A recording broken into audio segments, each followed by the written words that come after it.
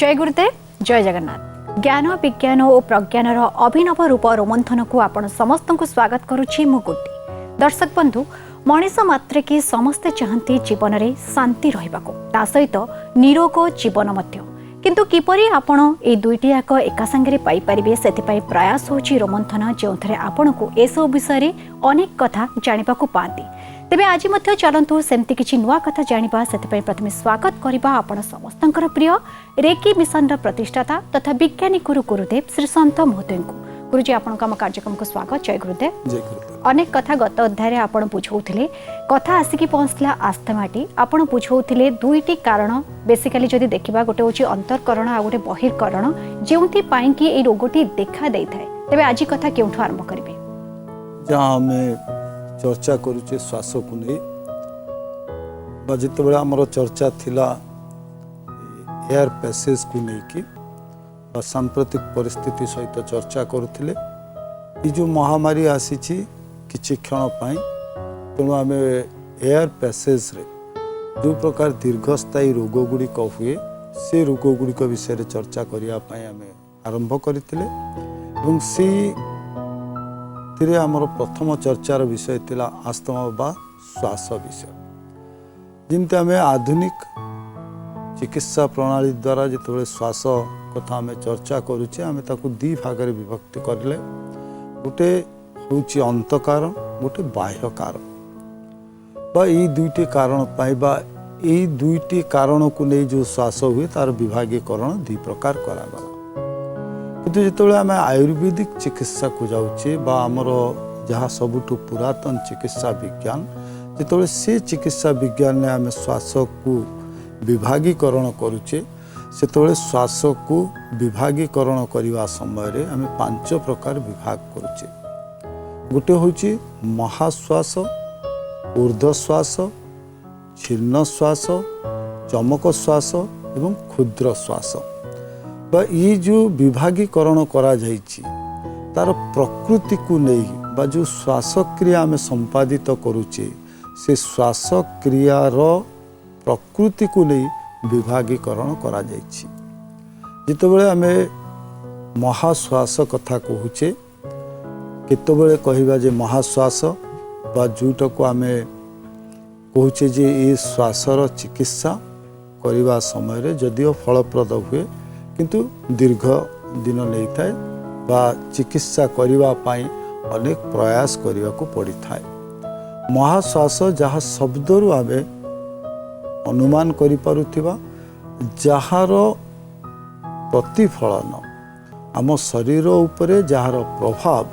खूब गभीरतम भाव में अच्छी, ताको आमे महाश्वास को। बा जो श्वास रोगरे आमको उभय श्वासक्रिया जितेबाला आम प्रश्वास नौचे निश्वास छाड़ुचे,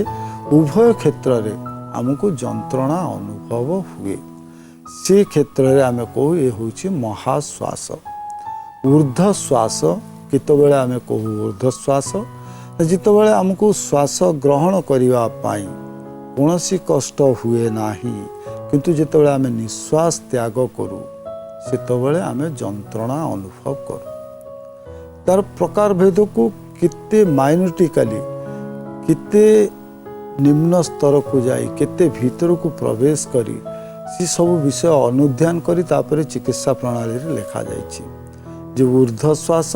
जितेबाला आम निश्वास छाड़ुचे सेतेबाला आमको जो जंत्रणा अनुभव होउछि से जंत्रणा को रोगर कारण कुआ जाउछि एवं से रोग को कुआ जाउछि ऊर्ध्वश्वास। तापरे आसिला छिन्न श्वास। जितेबाला आम श्वास ग्रहण करने समय आमको जितेबाला कष्ट अनुभव होउछि एवं छाड़िबा समय कौन कष्ट नाही, ताको आम छिन्न श्वास कहूचे। बा जितेबाला आम श्वास ग्रहण करुचे सेतेबाला आमको एफर्ट दवा को पड़ुछि, आमको प्रयास करने को पड़ुछि एवं टाणी ओटारी आमको श्वास नवा को पड़ुछि। श्वास स्वतः प्रवृत्त भाव में जमती आम शरीर भितर चलन करने कथा सेमती चलन होनी, अनेक बाधा सृष्टि होउछि शरीर भितर जितेबाला आम श्वास ग्रहण करुचे।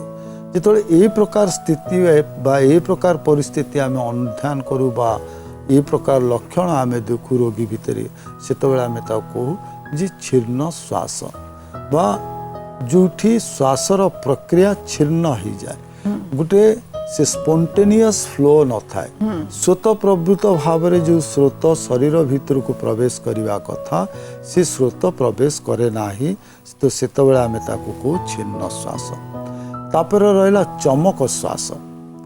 जिमती आमे प्रति शब्द रु अनुमान करि परिबा बा शब्द गुड़िक एमिति चयन करा जाइछि जे शब्द उच्चारण करने द्वारा आमे प्रकृति विषय रे जानि परिबा रोगर प्रकृति कौन जमती चमकीवा समय रे आमको कौन हुए गोटे स्ट्रोक आसे बा आमे चमकी जाऊ जितेबाला देह शीते उठे जहाँ आम स्ट्रोक बोली कहू ठीक सेमती जो चमक श्वास कथा कहूँ से कौन हुए जमती एपिलिपिक बा बात जमीती मारे शरीर को ठीक सेमती श्वास प्रक्रिया रे जितेबाला बात मारे बा श्वास ग्रहण करने समय आम शरीर चमकी उठे ताको चमक श्वास कहती otherwise it's known as bronchitis जिते ब्रोंकाल पैसेज इटे कौन होची आमे पूर्वर जो तीन श्वास कथा चर्चा कले से श्वास एयर पैसेज उपर निर्भर कर और बेसिंग ऑन एयरवेज बा पवन जो पट दे गति कर शरीर भीतर को से पथर कथा को नहीं जिते विभागीकरण करागला तीन भाग में विभक्तिकरण करागला जिते आमे चमक श्वास कथा कहले से कौन कहछि ना ब्रोंकाल पैसेज जो पाइप दे वायु गुड़िक आमर फुसफुस को बा लंग्स को प्रभावमान हुए यदि सेठी कौन प्रकार ऑब्स्ट्रक्शन हुए बा बाधा सृष्टि हुए एवं आमे चमकी चमकी की श्वास क्रिया आमर घटिता बा आमे स्वाभाविक भाव में श्वास नबा पाई बा निश्वास त्याग करिया पाई आमे सक्षम न हो से जगार कहुए चमक श्वास एवं शेष प्रक्रिया क्षुद्र श्वास बहु समय रे आमे देखीचे आमे जदि किछि कठिन परिश्रम करू बा आमर जीतिकी कैपेसिटी बा आमर क्षमता बाहर जदि आमे द्रुत गति रे धावन करू सेतबेले आमर वायु ऊर्ध्वगामी हुए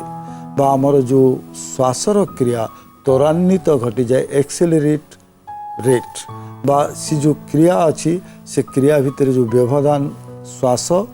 बा प्रश्वास एवं निश्वास भितर जी व्यवधान रहा कथा से व्यवधान रुहे ना द्रुत गति आमर श्वासक्रिया संपन्न हुए तेणु ताकू कहला जे क्षुद्र श्वास बा किछि समय विश्राम नेले पुणी जितेबाला श्वासक्रिया स्वाभाविक हो जाउछि ताकू मध्य श्वास बोली परिगणित करा जाउछि कारण जदि आमे बारंबार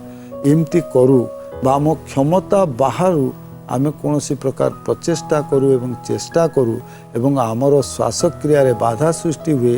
यदि एमती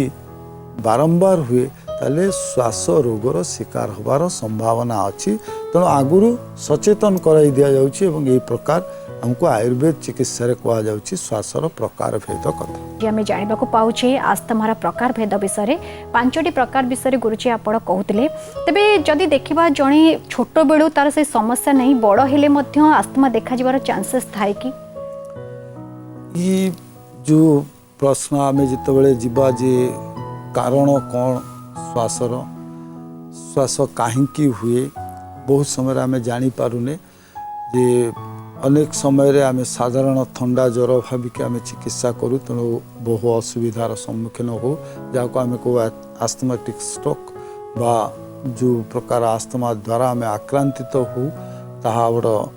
आरोग्य होगापी बड़ कष्टकर होता है जहाँ पर्यायक्रमे आम चर्चा करवा श्वासर कथा बयस अनुसार निश्चिंत प्रभाव अच्छी एवं केवल बयस नुहे लिंगगत प्रभाव मध्य अच्छी जहाँ को आम जेंडर रिलेशन बोली कहूचे लिंगगत भाव में श्वासर प्रभाव अच्छी जहाँ को आम होस्ट रीजन बोली कहवा बा आम भितरे कौन कारण अच्छी जो आमको श्वास होची से विषय आम चर्चा करवा जितेबाला श्वासर कारण को जीवा किंतु आमे वर्तमान चर्चा करुचे श्वासर प्रकार भेद उपरे श्वासर प्रकार भेद को नहीं चिकित्सार कथा आमे चर्चा करुचे जहाँ आयुर्वेदीय चिकित्सा जो आमे कहू जे कौन पाई आयुर्वेदिक चिकित्सा रे इते गुड़िए औषध थिले मध्य जहार सफल प्रयोग आमे करि पारुने कहीं ना कारण जानिबा निहाती दरकार। तो जितेबाला आम श्वासर विभागीकरण करुचे आम साधारण भाव में आमर गोटे धारणा अच्छी यदि श्वास क्रिया व्याहत सृष्टि है आम ताको आस्थमा बोली कहले किंतु तार कारण कौन एवं कहीं ब्लॉकेज होउची जिते महाश्वास कथा आम कहले उभय श्वास क्रिया बा निश्वास एवं प्रश्वास उभय स्तर में आमको असुविधार सम्मुखीन होबाकू पड़ुची जिते ऊर्ध्व श्वास कथा कहले से आमको नवापाई कष्ट होनी किंतु आम जिते निश्वास छाड़ुचे से आमको जंत्रणा अनुभव होची। तो आधेरु आम अनुमान करवा दरकार जे को जगार आमर जो एयर वेज अच्छी एयर पैसेज अच्छी कोठी पवन चलाचल रे ऑब्स्ट्रक्शन होची एवं से हिसाब रे हमको औषधर प्रयोग मध्य करवा उचित। तेणु एका भली अनुमान होउथिले गोटे श्रेणीभुक्त होइथिले मध्य चिकित्सा रे भिन्नता अच्छी से औषध जेतिकी काम करे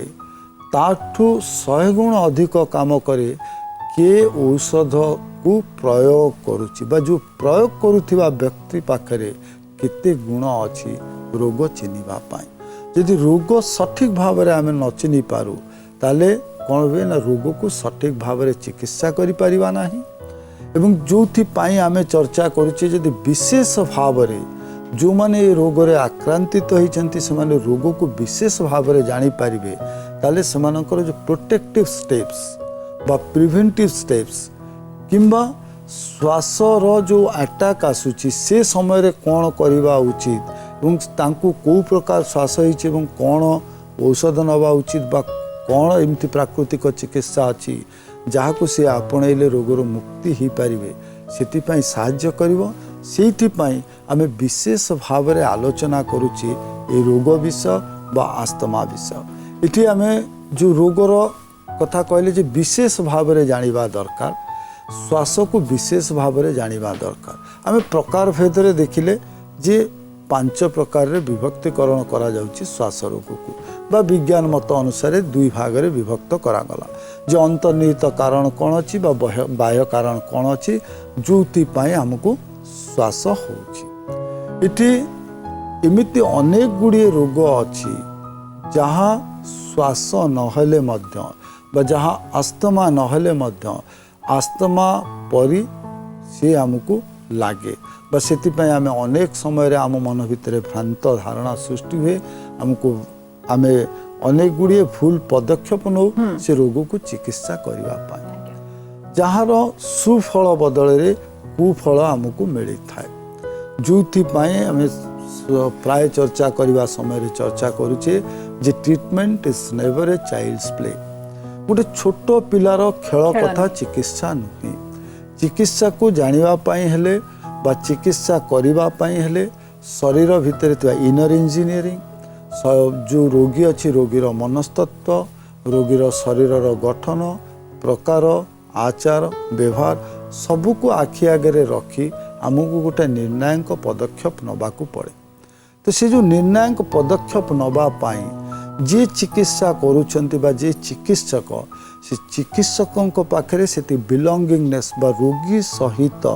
से सुसंपर्क स्थापन यदि करि पारे ताले रोगीर स्पंदन ठू आरंभ कर शिहरण पर्यंत सठिक भाव में जानीपारे और सठिक चिकित्सा करें तो जमती आम श्वासर कथा कहते एमती अनेक गुड़िए रोग अच्छी जहाँ पाई आम जहाँ कहले श्वासर लक्षण कौन जहाँ प्राथमिक लक्षण होची आमर श्वास क्रिया रे बाधा प्राप्त हवा बा श्वास बा प्रश्वास नवापाई निश्वास छाड़ियापाई जोठी आमको जंत्रणा सृष्टि हुए ताको आमे श्वास बोली कहू जमती प्रकार भेदरे शेष प्रकार भेदरे कहले जदि ओ श्वास क्रिया रे आमको जंत्रणा आसे बाधा सृष्टि हुए किंतु ताहा श्वास नुहे कारण आमे जानिचे जे आमे एमिति गोटे किछि क्रिया करूचे जद्वारा आमर जो फुसफुस अच्छी फुसफुसर पंपिंग रेशियो जहाँ को आमे को रोटेशन पर मिनिट बा आरपीओ बढ़ी जाए तो जितेबाला तार रोटेशन बा तार पंपिंग करवा बढ़ी जाए सेतेबाला आम श्वासर गति द्रुत हो जाए बा आमको बाधा सृष्टि होला भली लागे बहुत समय आम नाक छाड़ी पाटी पटे मध्य श्वास ग्रहण करूँ एवं श्वास परित्याग करूँ। तो से समय यह श्वास रोग नुहे, यह क्षुद्र श्वास बा किछि समय पाई आमे एमिति किछि कार्य लिप्त अच्छु जार प्रभाव आमर फुसफुस उपर पड़ुछि बा जो जंत्र पवन को ग्रहण करी शरीर भितर थिबा अनेक मल को बाहर करिया पाई सक्रिय थाए ता उपर प्रभाव पड़े। आज्ञा तो ता उपर जेतबेले प्रभाव पड़े सेतबेले आम श्वास क्रिया द्रुत हुए। ठीक सेमती क्षुद्र श्वास भली एमती अनेक कारण अछि जो थिरे श्वास नहेले मध्य श्वास क्रिया रे बाधा प्राप्त हुए। आज्ञा जाको आमे अनेक भाव में विभक्त करिचे जा विषय आमे विशेष भाव में चर्चा मध्य करी। आज्ञा गुरुजी बुझाउथिले विरति पूर्वर क्षुद्र श्वास विषय रे। तबे गुरुजी जेमती आपण कहिले अनेक समय लोक कन्फ्यूज रे रहंती, से माने भाबंती तांको श्वास होईची किंतु जानि पारंतनी केमितिया लक्षण रो जणे जानि परिबे। जहाँ में रोगर कथा कहूचे जे एमिति अनेक रोग अछि जो रोग गुड़िक श्वास नहेले मध्य श्वास भरी अनुभूति हुए। श्वासर लक्षण, श्वासर विलक्षण, श्वास पूर्व सतर्कवाणी, सतर्कता केमिति शरीर दिए बा अलार्म केमिति बजाए, ये सब विषय निश्चिंत पर्याय क्रम रे चर्चा करिबा। तो चर्चा जहाँ आमर चर्चा रे थिलु जे अन्य रोग गुड़िक जहाँ श्वास नहेले मध्य श्वास परी तार प्रभाव विस्तार करिथाए। से रोग भितर आम प्रधानतः कौचे जे ब्रोंकाइटिस बा शोषण, से ब्रोंकाइटिस रो कुप्रभाव जहाँ शरीर ऊपर पड़े श्वास परी परिलक्षित हुए। द्वितीय एफ्टीसेमा बोले कहते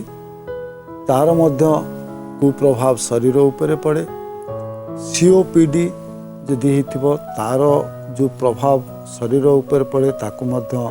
आमको किछि समय पाई श्वास बोली लगे। रक्तहीनता पाई मध्य आमको बेले बेले लगे जे रक्तहीनता पाई श्वास क्रिया बाधा प्राप्त हुए, जो आम भावु जे श्वासर लक्षण बोली। तो जिते ब्रोंकाइटिस होउछि बा ब्रोंकाल पैसेज इन्फेक्शन होउछि जहाँ को आम श्वास नुहे शोषण बोली कहूचे। कालक्रमे बा पर्यायक्रमे जदि आम ताकू चिकित्सा न करूँ बा से आम सहित दीर्घ दिन धरी रुहे ताले से एस्थमेटिक स्ट्रोक को चेंज हो पारे बा श्वास रोग रे रूपांतरित हो पारे, किंतु प्राथमिक स्तर रे से श्वास नुहे। जो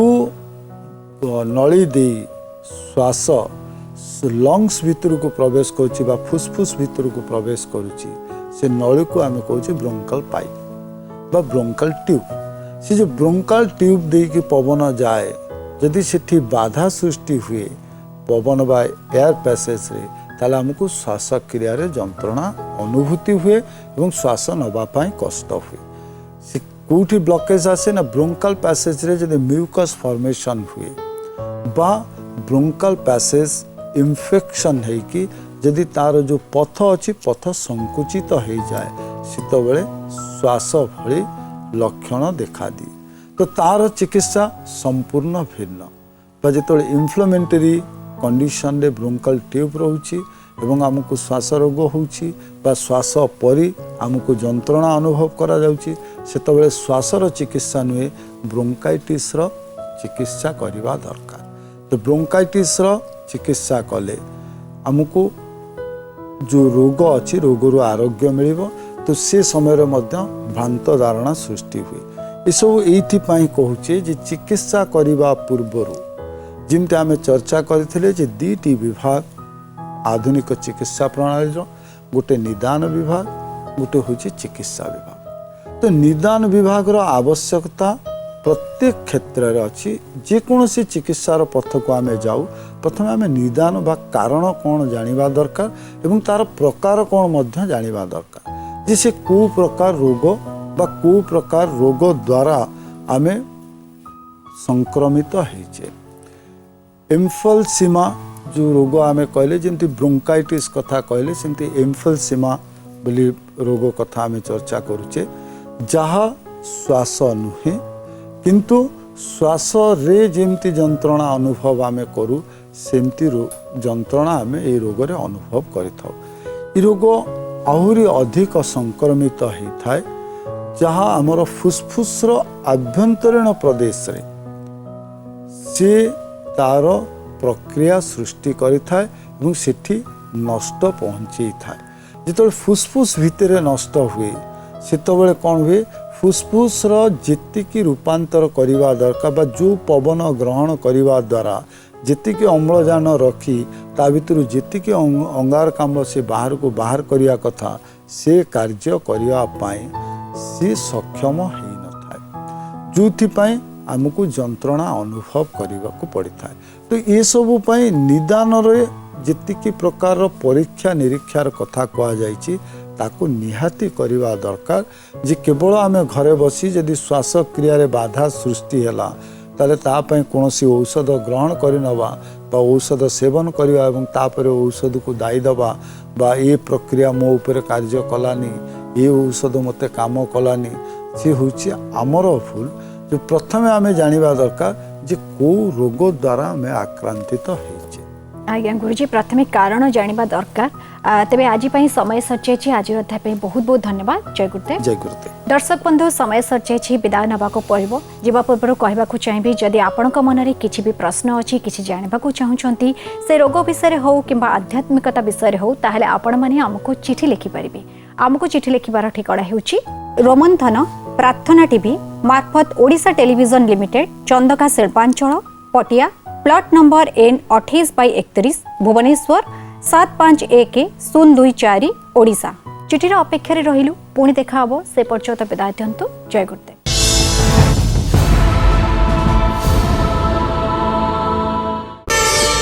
प्रार्थना आम आनंदर उत्सव।